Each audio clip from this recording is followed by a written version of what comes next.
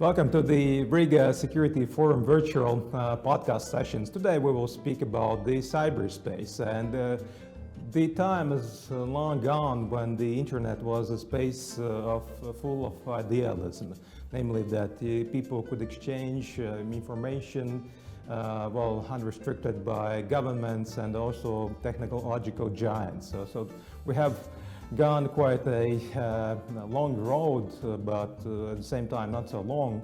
In a matter of 2 decades or so, we have progressed from basically personal computers without internet connections or dial-up connections to the current state of affairs, when we have so many devices interconnected to each other, and the technological progress has indeed been immense. And today we will discuss two main worrying trends about the governance of cyberspace and cybersecurity. So the first one is the fragmentation of the cyberspace, which is essentially driven by autocracies around the globe. China serves as the best example in this respect. It has built the famous, or I should say infamous, great firewall inside the China fortress. Basically Western mass media and Western applications, social media are forbidden. They have alternatives basically for everything.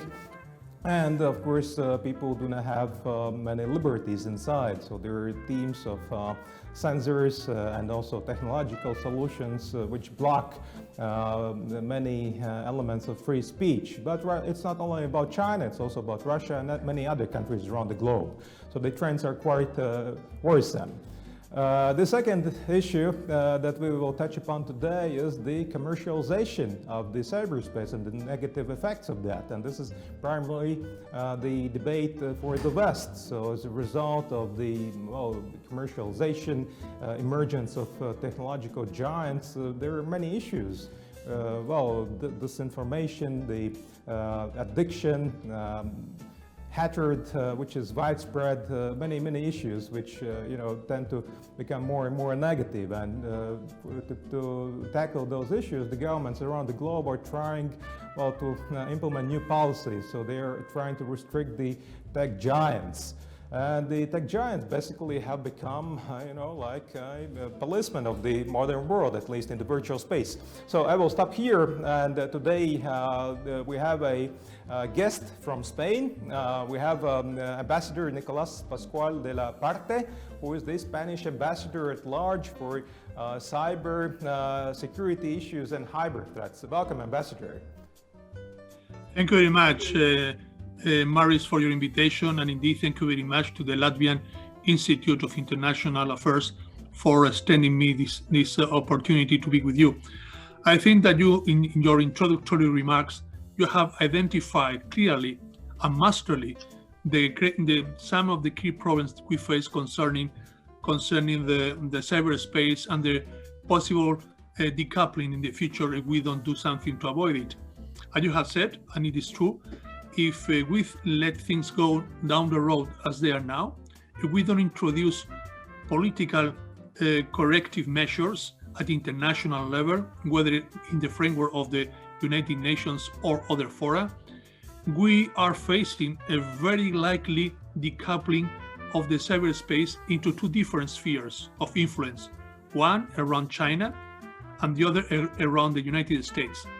And the European Union and Europe is in the middle of nowhere there. That's why I think that we should do on a national level, an international level, through the European Union, through NATO, through United Nations and other international fora, to do our best in order to avoid this possible and very negative decoupling of the global cyberspace into spheres of influence. Because if it happens, and it will do if we do something against it, there will be different standardizations, different technical specifications, different harmonizations, norms, and different regulations at the end of the day, incompatible among themselves. That means that the global common, which was the cyberspace, will be turned into a weapon of a strategic confrontation. And it will deprive the cyberspace of one of the main potential benefits, which is a space where enterprises, individuals, and state can progress and can benefit from the exchange of data, of information, of commerce and trade, and so on and so forth. Then the first idea I would like to underscore is that we have to do our best at national, international level to avoid this possible decoupling of the cyberspace into spheres of influence. That means many things.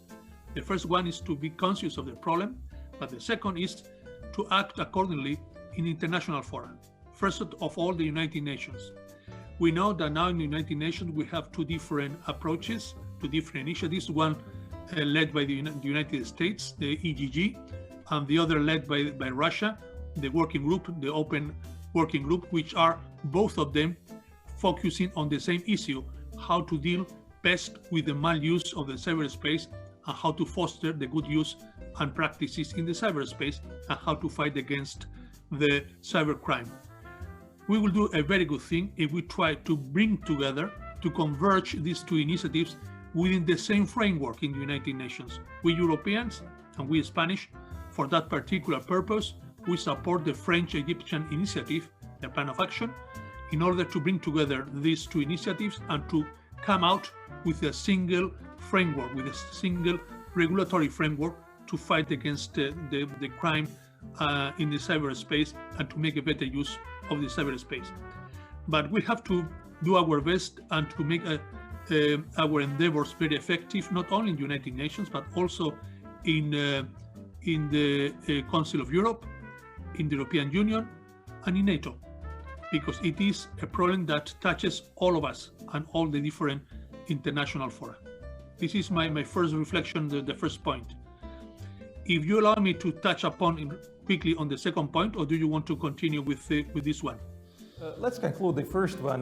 May I also point at Russia? So you mentioned that two spheres of influence emerging or already emerged, so the United States and China. But you also mentioned Russia, which is quite active in the merits of the United Nations. Well, also inside Russia, censorship is rife, and they are promoting their own services like RUTube, which might, become an alternative for YouTube. They have their own global navigation system, the GLONASS search engines, so on and on. So there are many activities inside Russia. So what about Russia in this global constellation? Thank you very much. It's a very, very smart question. I think that Russia is doing its best in order to have the capabilities to disrupt the cyberspace and to influence massively, whether it is in disinformation, misinformation, which is not the same, disinformation as misinformation, massive campaigns of disinformation, how to use the disruptive new technologies on their benefit. But I am not sure that they have the capabilities to compete with the Chinese or with the Americans. I think that they are quite advanced in some particular realms, as I mentioned before, but I don't see them to have the cutting-edge technology to compete with the big digital platforms from America, the 5 big ones, or the 3 or 4 big ones from China. I think that they are in a second row in concerning the technology needed to be at the forefront of the new developments. Though, having said that, I agree with you that they make the best use of their current technology in order to influence in some way to our electoral processes, our domestic economic system and political ones. And I think we had to be prepared for that as well. But it is another division. It is another league. It's not the Champion League. The Champion League has 2 main players, US and China. The second league, not the Champion League, would be Russia, and Europe will have to decide where we want to be. Thank you so much for putting things in quite attractive terminology. But one more question on the first part. So you mentioned there are many initiatives, and of course the West, the United States, the European Union is striving, to defend its principles in the cyberspace.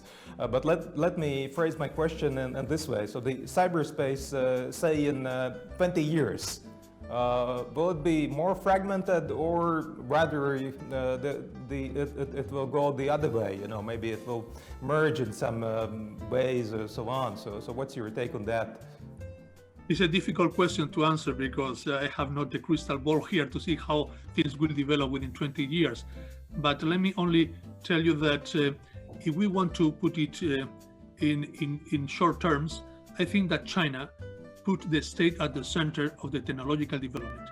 The state is the great stakeholder, the main player, and the individuals and the citizens are submitted to the interests of the state. The personal liberties have no stake there, and that's why the Chinese model is the one which puts the state, in its case the Chinese the Communist Party as well, at the center of the scene of the cyberspace. On the other hand, our friends the Americans, they put the enterprise, the companies, the benefit at the center of their endeavors, and that's why they act accordingly to this priority, how to best the best profit out of the business. Well, we Europeans were supposed to put the individual, the human being, at the center of the whole process of creating a cyberspace which benefits everybody.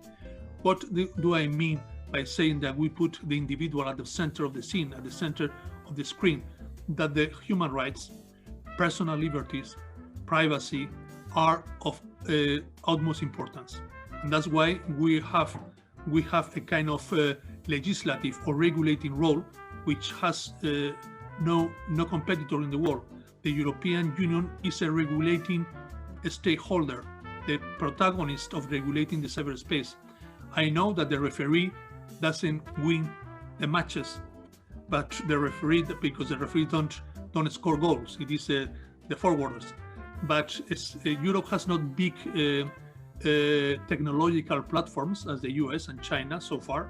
We don't have national champions of this scale, on this scale, as the Americans and the Chinese do, but we have a very important role. We are a reference when dealing with regulating the cyberspace and the use of the cyberspace. If we are able of translating this regulating capacity, because we are a reference in the world concerning the protection of the human rights, of the privacy of the personal data, according to our good general regulations on privacy of personal data and so on and so forth, if we continue to play this role, we will become a reference to the whole world concerning the governance and the ruling of the cyberspace. This is important, but it's not enough. We have also to compete as Europeans in the Champions League of the industrial and technological base to be able not only to put the rules, but also to play on the level playing field. Thank you, Ambassador, and I think you played things quite well. You know what the EU can do. So it's a large market, one of the largest, and the European Union definitely could change the things by applying, restrictions, regulations, which the American and not only American companies should follow. But let's see how things unfold in that way. So let's. I think it's also a way for a smooth transition to the second part of the issue that we're discussing today, the commercialization. So you mentioned that America has Facebook, Netflix, Google, many other companies which dominate the Western world in the cyberspace, and they are also doing more and more to restrict some negative tendencies, but at the same time they diverge. Facebook has one policy, Twitter has another policy, so on and on.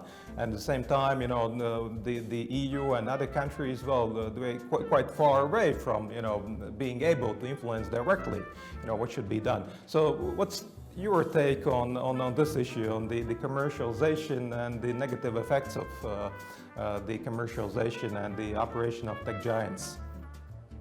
Thank you very much for the question, Māris. I think it's quite pertinent. I think that we are now in the first stage of a long history, which is the development of the new disruptive technologies. So far, I mean the last 20 years, we have the great protagonism of the American great digital platforms. They have been acting worldwide with any kind of national or international legislative framework. That's what, like a wild fast west in the 19th century, there was no law. It was only the law of the stronger. That was the point so far, but it has to change. And I think that everybody has come to the conclusions, our American friends, as we also Europeans, that we need a well-regulated cyberspace worldwide. And part of it is how to deal with the data. The data is the main asset in our digital economies. And the data so far is obtained by these international digital platforms free of charge. They don't pay for that. It's an input that they receive free of charge. Every time we use a kind of device, whether it is a smartphone or a computer or a platform, whatever it is, we are conferring, we are giving our personal data without any permission and without any price. It is as if you allow me the comparison, is if the great oil companies in the 19th century could drill the petrol without paying anything for it, and they can sell it out later on at a price to the automobilist and to the market at large. That is what's going on now. The big digital platforms are getting the input, the data, free of charge, and they are selling them out at a price, at a big price. Then the benefit is immense, enormous. Well, it cannot go on like that. This is obvious. We have to start the second phase, which is how to regulate the monetization of the data, how to put a price to the data, a price which belongs to the private company or to the private person. Every time that they need your data, you should be advised, you should be informed in advance, and you should give your consent and to charge a price for that. This is the monetization of the data before it is put in the cloud and used with or without your permission by the big transnational companies. First thing. Second one, how to pay taxes. Fiscal one. I mean, so far, these big international platforms don't pay any taxes in some countries. And where they pay, in the countries they pay taxes is a very low rate. Well, we have to be fair there as well. And there's a great debate in the OCDE now, how to create a fiscal architecture applicable to the exchange of commercial transfers in the digital era, with the big companies being at the forefront of this debate. I know this is very difficult because obviously the companies which so far have been used not to pay too many taxes will not be willing to do that. That we states, we have to be in a position to negotiate with them and with all of us together in the framework of the OCDE and others, other fora, how to build up a structure of fiscal structure on the digital companies. Monetization and fiscalization.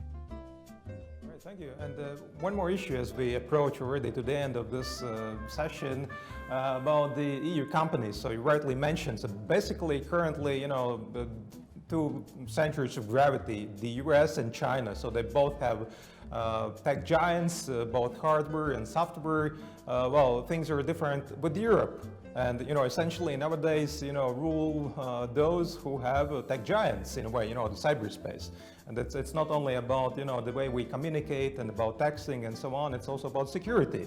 So basically the environment in which we operate virtually. So what the European Union could do, you know, to foster the growth and development of European tech giants. I think that first, well, it is a difficult question because first of all, the European Union should be conscious of the importance we can play as a stakeholder, as a global stakeholder. First of all, we should take on and assume our responsibility. And I have said before, we are very good in regulating, we are very good in setting standards, legal standards for the cyberspace. We should also develop a second strand of action, which is how to create a competitive industrial and technological European base. That is the point of your question. We have some companies, you know them, Nokia, Ericsson, and others, which are of great importance, obviously, but perhaps they cannot compete in the Champions League with the biggest international platforms. I think that we should use our best knowledge in order to create a European cloud to begin with. There is a project called Gaia X, which is a project initiated by France and Germany in order to set up a European cloud in which all the European companies could participate and join in. I think that we should foster this initiative. We should also foster the data, a European-wide computing laboratory, which quantum computing applications should be developed and not depending on other quantum computing breakthroughs. We should also have our European capacity for developing in some sectors in which the Chinese and the Americans are not so far away from us. I think that here, if you allow me one minute, we should be selective. We cannot compete with Europeans, with the Americans, and with the Chinese in all the fronts at the same time. In some of them, they have already got a very big advantage. We cannot catch up so quickly with them. The need is for us to identify the concrete sectors and a market niche in which we still can compete with them and even advance them in trade, in commerce, in energy, in culture, and so on and so forth. We have to identify them, and we should go for it and try to build up European-wide in digital platforms. Right, and maybe the last point on NATO, because this is Riga Security Forum. So, well, it's not a secret that there are 5 domains of warfare, and cyber is one of them. Of course, NATO has acknowledged that. Is there anything that NATO can do more, in the management of cyberspace, something more than it's already doing? Well, as you know, you haven't said correctly so that cyberspace has become one of the 5 operational fields of NATO. The problem with the digital pledge, which NATO is modernizing, updating, we have come now to an agreement to include the new digital pledge in the new strategic concept of NATO to be approved in the Madrid summit next year in June 2022. It's part of it, part of the new strategic concept of NATO will be the new digital pledge. This is one point, but if I want to be honest, and I will be honest with you, I think that one of the problems that NATO is facing as a whole is that NATO is a defensive. It's a defensive fora. It's a collective security defensive fora. It's not offensive one. That's why when we are dealing with cyber attacks, with cyber incidents, with maluse of the cyberspace, ransomware, and so on and so forth, NATO don't have the initiative, has a reactive role in order to prevent, react, and respond to this attack. But once this attack have already taken place, it's too late, because it is a defensive approach. And while we are strengthening, as you know, our critical infrastructure, we are exchanging information in order to make stronger our critical infrastructure from cyber attacks. We are exchanging also capabilities, but from the defensive point of view, the question is, could NATO in the future take up a new approach, a more proactive or offensive approach without going against its statute of a defensive collective security organization or not? Could NATO do that? I think that some member states, some allies, on an individual basis, the US, UK, and others have already decided that they could go their own way when suspecting that they are going to be subject to a cyber attack and to react before they are the victims of this attack. They can do that on a national basis.